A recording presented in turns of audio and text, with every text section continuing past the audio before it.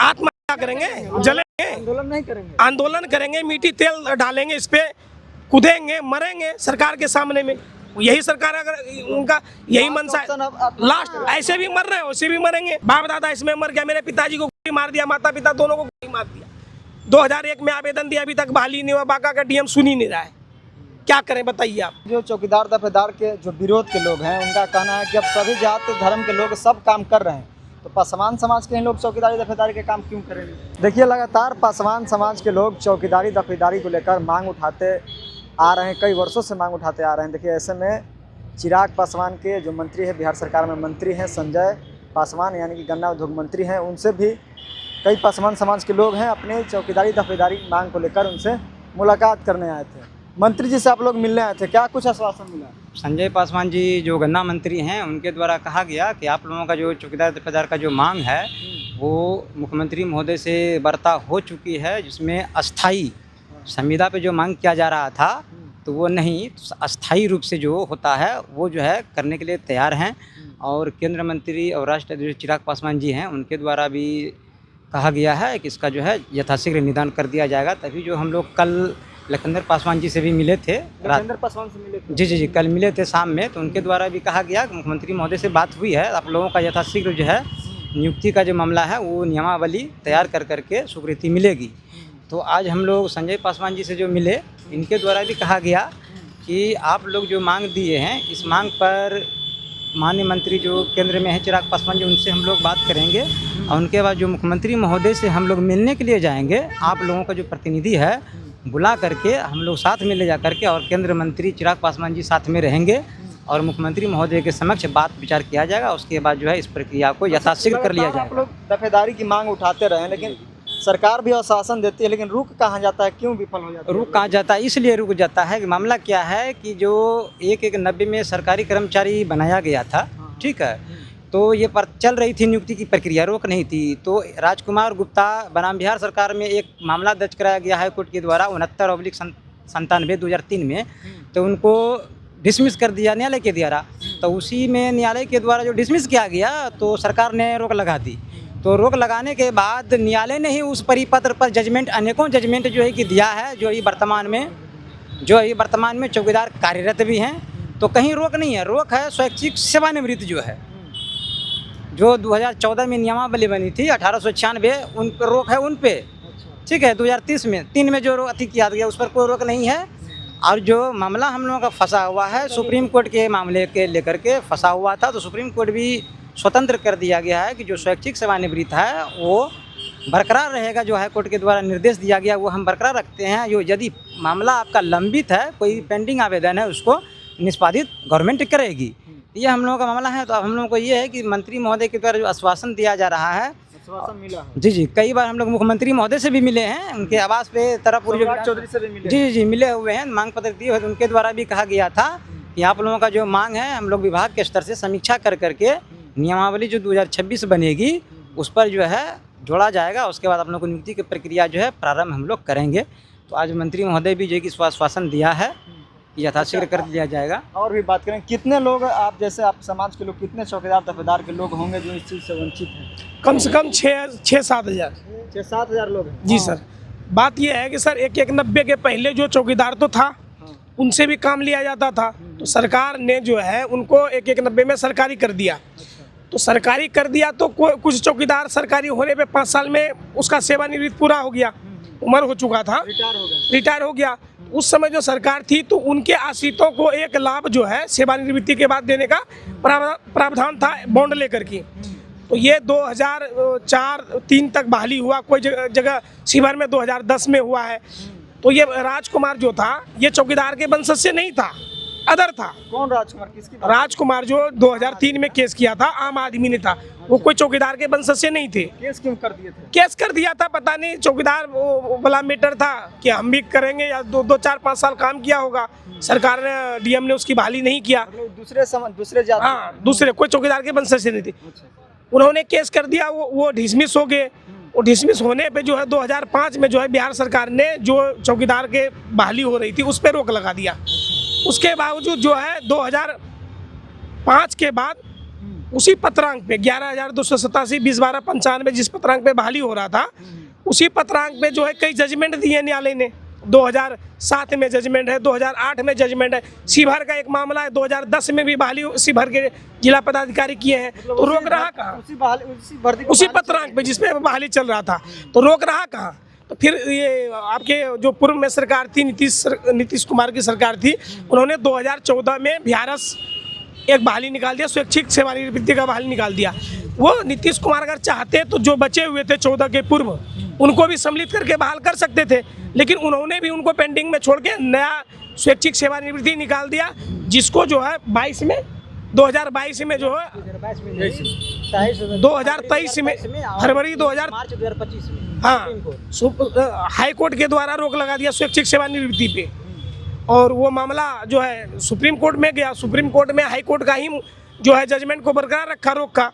अब हम ये कह रहे हैं सर कि 2014 के पूर्व जितने भी हैं जो वंचित है, जिनको 1 लाख भी प्राप्त नहीं है, जो लोग 10 साल 15 साल काम करके अपनी आयु खत्म कर दिए, 10 किसी का उम्र 10 साल बचा है, किसी का 15 साल बचा है, उनको 1 लाख भी नहीं मिला है, वो जो वंचित है उनकी तो सरकार बहाली करे कम से कम। अच्छा, एक अलग सवाल लेंगे। जो चौकीदार दफेदार के जो विरोध के लोग हैं, उनका कहना है कि अब सभी जात धर्म के लोग सब काम कर रहे हैं, तो पासवान समाज के लोग चौकीदारी दफेदारी के काम क्यों करेंगे? मेरा कहने का मतलब है कि सभी जात लोग के धर के काम कर रहे हैं, लेकिन चौकीदारी जो सरकार ने पूर्व में बॉन्ड लिया था कि इनके बॉन्ड लेकर इनके आश्रितों को एक बार लाभ देंगे, उसमें से तो आधे को तो मिल गया। 5-6 हज़ार चौकीदार को अभी मिला नहीं, एक भी लाभ नहीं मिला है। तो उनको पहले तो आप समायोजित करिए, पहले उनको तो आश्रित को दीजिए। उसके बाद जब बॉन्ड लिया गया है एक बार नियुक्ति की, तो एक बार हमें नियुक्त करिए, उसके बाद में आपका जो इच्छा हुआ करिएगा। अच्छा, लगातार चाचा आप सीनियर हैं, अब तो एनडीए के घटक दल हैं LJPR, 19 विधायक हैं, मंत्री भी हैं, केंद्र में भी मंत्री, फिर भी लगातार चौकीदारी दफेदारी की आवाज़ को तेज क्यों नहीं किया जा रहा आपके? अरे भाई, तेज कर रहे हैं, यह प्रक्रिया जो है तो संग पर चल रहे हैं। और दूसरा बात है कि चिराग जी भी अनुशासन दिए, लखनदर पासवान भी दिए हैं, सम्राट चौधरी भी दिए हैं। तो कई मतलब सालों से आप देखेंगे तो दिया। यह विश्वास है कि यह शासन पर होगा, इस बार होगा।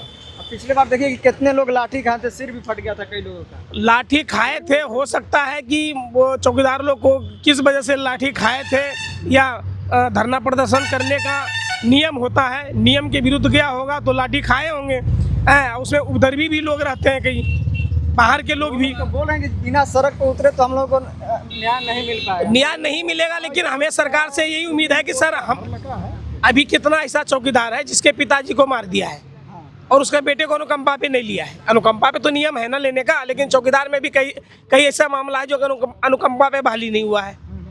और कई ऐसे चौकीदार हैं सेवानिवृत्ति के बाद जो 10 साल 15 साल काम कर चुके हैं, उसकी आयु अब करीब अगर आज की समय उनको हटा दिया गया नहीं है, अभी काम ही कर रहा है वो लोग, थाने में काम कर रहा है, नोटिस तामीला करवा रहा है, सब चीज करवा रहा है। दिक्कत कहाँ हो जा रहा है? तो दिक्कत बहाली की है, दिक्कत हम लोगों को नियमित क्यों नहीं कर रहा है? अच्छा, नियमित नहीं, नियमित हमें करना चाहिए ना, 1 लाख तो देना चाहिए हम लोगों को, 1-1-90 के बाद लेना चाहिए सरकार को, नियुक्त कर लेना चाहिए उसको।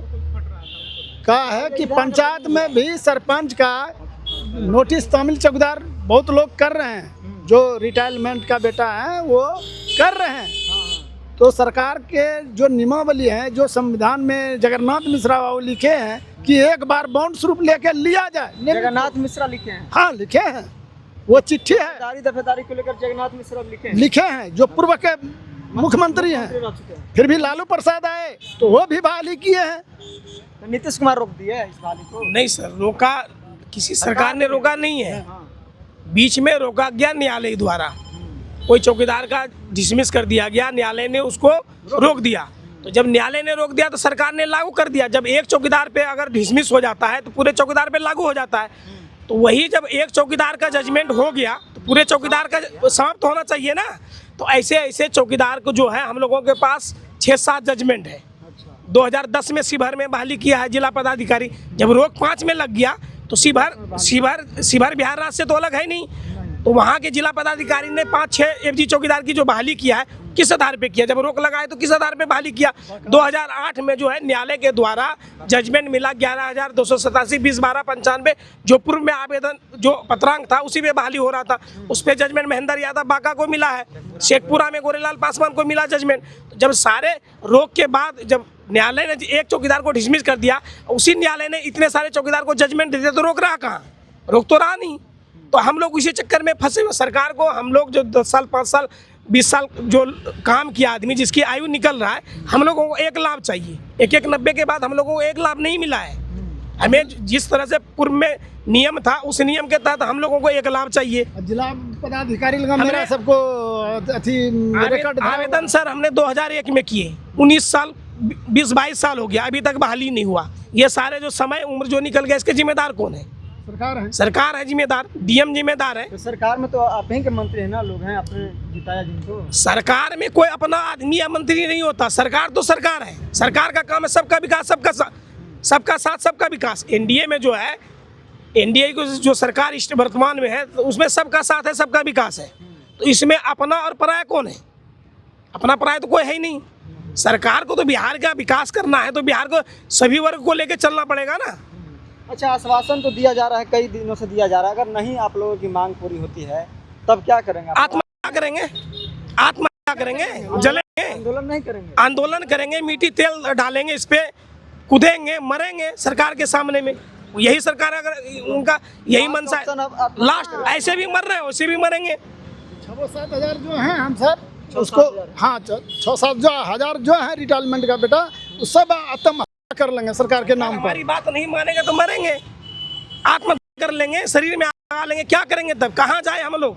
बाप दादा इसमें मर गया, मेरे पिताजी को गोली मार दिया, माता पिता दोनों को गोली मार दिया। 2001 में आवेदन दिया, अभी तक बहाली नहीं हुआ, बांका का डीएम सुन ही नहीं रहा है। क्या करें बताइए आप? ऐसे कई मामले हैं। दूसरा रास्ता भी आप लोगों के पास? क्या दूसरा रास्ता? क्या रास्ता दूसरा? क्या सरकार से हम जीत नहीं पाएंगे? सब हर जगह पैर पकड़ रहे हैं, फरियाद कर रहे हैं, कोई सुनने के लिए तैयार ही नहीं है। सभी जगह तो आप ही के लोग हैं, कहीं ना कहीं सरकार में हैं, मंत्री तो हमारे लोग हैं, तो हम अपने ही लोग को कह रहे हैं ना कि हमारे ऊपर तो सुनवाई किया जाए। सर लंबित मामला है, हम लोग 2 रुपये 4 रुपये से हमारे बाप दादा खटते आए। जब सम्मान की बात आई 1/1/90 में, तो वो कोई 5 साल काम किया, खत्म हो गया। उसके बाद 1 लाख दिया कि उनके 80, तो 1 लाख दिया जाए, जिसमें से आधे से ज़्यादा 75% हो गया, 25% बचा हुआ, उनकी बहाली करने के लिए सरकार तैयार नहीं है। लास्ट ऑप्शन आप लोग, लास्ट ऑप्शन यही है, आत्महत्या, धरना प्रदर्शन, ऐसा नहीं करना चाहिए। क्या करेंगे सर? बहुत बहुत धन्यवाद। तो देखिए, एलजेपीआर के पार्टी कार्यालय में पहुंचे हुए थे। जिस तरह से चौकीदारी दफेदारी को लेकर लगभग 6 से 7 हज़ार जो पासवान समाज के लोग हैं लगातार आवाज़ उठा रहे हैं। आपने पिछले दिन भी देखे होंगे कि सड़कों पर भी उतरे थे, चौकीदारी दफेदारी को लेकर लाठीचार्ज भी हुआ था, कई लोग जो है घायल भी हुए थे। लेकिन फिर से जो है इनकी मांगे जो है लगातार, जिस तरह से मंत्री के पास जा रहे हैं, चाहे मुख्यमंत्री हो, चाहे तमाम जितने भी बिहार सरकार के मंत्री हो, सभी के पास ये लोग जा रहे हैं। तो अब ऐसे में देखना होगा कि कब इनको जो है चौकीदारी दफेदारी को लेकर सरकार इनकी बातें सुनती है, क्या कुछ इनको लेकर निर्णय लेती है, यह देखने वाली बात हुई। बाकी इन बातों को लेकर आप क्या कुछ सोचते हैं, आप अपना राय हमें दे सकते हैं। बहुत बहुत धन्यवाद।